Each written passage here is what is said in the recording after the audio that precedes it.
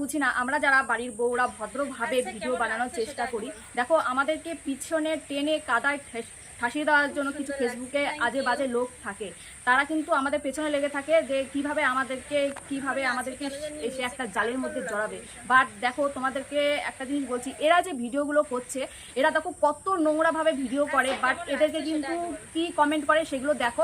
দেখো এদেরকে ভালো ভালো কমেন্টগুলো করে, so sweet, so beautiful, so sexy, এরকম অনেক করে।